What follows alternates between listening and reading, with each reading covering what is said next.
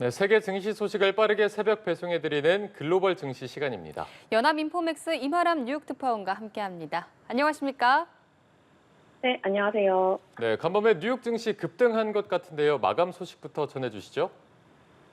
네, 3대 지수 어제는 급등 마감을 하는 모습을 보였습니다. 뉴욕 증시 주 초와 주 중반 그리고 주 후반의 흐름이 또 굉장히 달라지는 이런 롤러코스터 변동성이 이어지고 있는 상태인데요. 간밤 다우 지수가 전거래일 대비 1.76% 급등 마감하는 모습을 보였습니다. 기술주 중심으로 구성된 나스닥 지수는 무려 2.87% 급등 마감했고요. S&P 500 지수 역시 전일 대비 2.3% 상승 마감했습니다. 특히 벤치마크 지수인 S&P 500 지수 같은 경우는 2022년 11월 이후 최고의 상승폭을 보이면서 최고의 하루를 보냈고요. 오늘 장중한 때 나스닥 지수가 3% 이상 상승폭을 키웠고 다우 지수 같은 경우는 680포인트가량 급등하는 모습을 보였습니다. 주초 금융시장은 엄청난 공포심리로 이제 패닉성 순회 현상이 주식시장에서 벌어졌지만 이 패닉이 되돌려지면서 오늘 주가는 랠리, 다시 말해 강세를 보이는 모습을 보였고요. 시장 전반적으로 위험심리가 회복되는 모습을 나타냈습니다. 스탠더드 앤 푸어스 500 지수를 구성하고 있는 전 업종이 상승을 하는 모습을 보였고요. 최근 직격탄을 맞았던 주요 반도체주 업종 주가도 큰 폭으로 올랐습니다. 필라델피아 반도체 지수는 오늘 6.8% 급등 마감하는 모습을 나타냈습니다. 예, 뉴욕 증시가 이렇게 갑자기 급등한 이유가 뭔가요? 네, 사실 이번 주 초반 그리고 지난주 후반부터 미국 노동 지표가 좀 좋지 않게 나오고 미국 실업률이 큰 폭으로 뛰어오르면서 미국의 경기 침체의 공포, 아래 공포라고 하는 것이 미국 증시를 직격탄을 가했습니다. 큰 타격을 받았었는데요. 오늘 발표됐던 경제 지표 중에 미국의 고용시장이 그렇게 강하게 경색되는 것은 아니다라는 점을 시사해주는 경제 지표가 나오면서 투자자들이 이에 환호한 것으로 해석이 되고 있습니다. 미국 노동부는 매주 신규로 실업보험을 청구한 사람들의 수를 발표를 합니다. 다시 말해 이 신규 실업보험 청구자 수가 늘었다는 것은 실업자가 그만큼 늘었다. 반대의 경우에는 실업자가 감소했다라는 의미로 해석을 할 수 있는 부분인데요. 미국의 지난 한 주 동안에 신규 실업보험 청구자 수가 23만 3천 명으로 집계가 됐습니다. 이 수치는 바로 직전주에 비해서 1만 7천 명 정도 감소한 수준인데요. 이 감소폭이 거의 1년 만에 최대폭이었다고 합니다. 다시 말해 1년 만에 이 실업보험을 청구한 사람 수가 가장 큰 폭으로 줄어들었다. 다시 말해 실업자가 좀 감소됐다라는 의미로 보여지면서 노동시장이 그렇게 심각한 수준은 아니구나라는 안도감이 증시를 비롯한 금융시장 전반에 좀 크게 퍼졌던 하루였다라고 볼 수 있을 것 같습니다.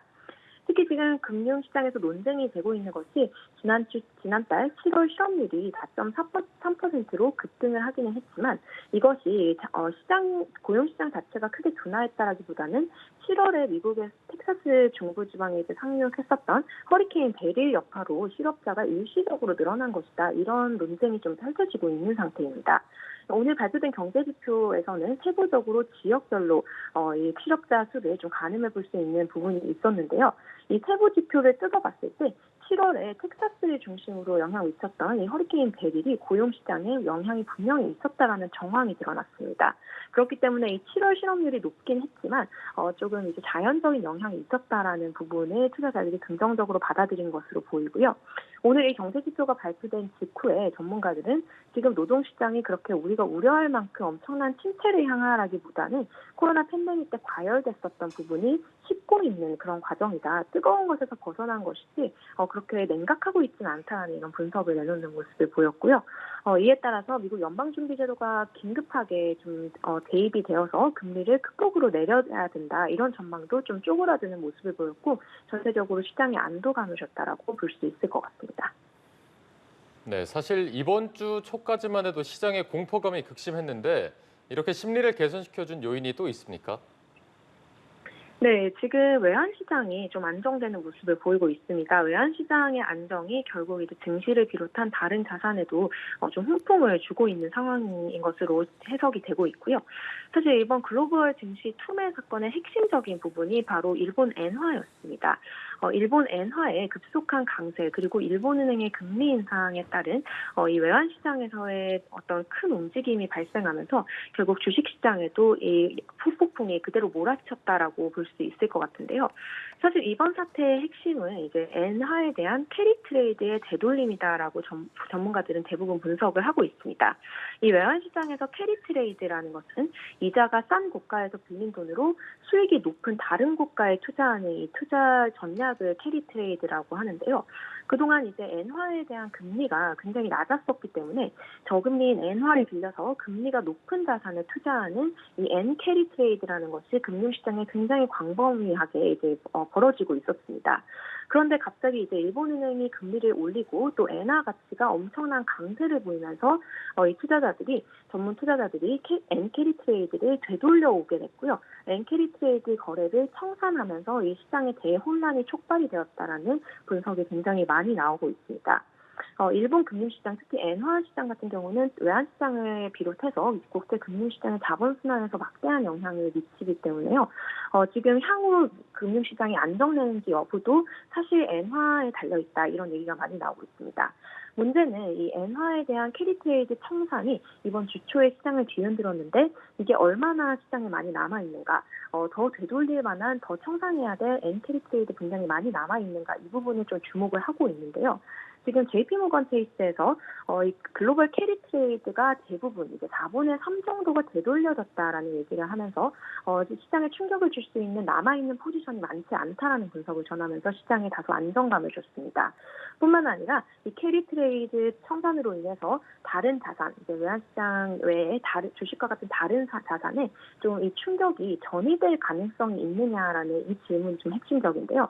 이 부분에 대해서도 호주 투자자문사 맥쿼리 측에서 전이 조짐이 보이지 않는다라고 얘기를 하면서 지금 전체적으로 시장이 크게 안정됐다라고 볼 수 있을 것 같습니다. 네, 오늘 주요 종목들 관련 소식도 전해주시죠. 네, 오늘 주요 반도체주 그리고 주요 기술주가 뉴욕 증시에서 굉장히 큰 폭으로 급등하는 모습을 보였습니다. 대표적으로 엔비디아의 주식이 오늘 6%대 급등을 하는 모습을 보였는데요. 지금 월가에서는 주가 급락에 따라서 엔비디아와 같은 주요 기술주 그리고 주요 반도체주들에 있어서 좀 엄청난 매수 기회가 생겼다라는 이런 투자 추천이 좀 일부에서 나오고 있습니다. 이런 여파로 엔비디아 주가가 오늘 큰 폭으로 오른 것으로 보이고요. 뉴욕 증시 대표 7대 종목, 기술주의 7대 종목인 M7 종목도 오랜만에 미소를 띄었습니다. 오늘 메타 플랫폼스가 4%대 상승을 했고요. 테슬라 3%대, 구글과 아마존은 2%에 육박하는 상승세를 보였습니다. 애플 1.6% 그리고 마이크로소프트 1% 넘게 상승하는 흐름을 나타냈습니다. 예, 지금까지 글로벌 증시 상황 알아봤습니다. 연합인포맥스 이마람 뉴욕 특파원과 함께했습니다.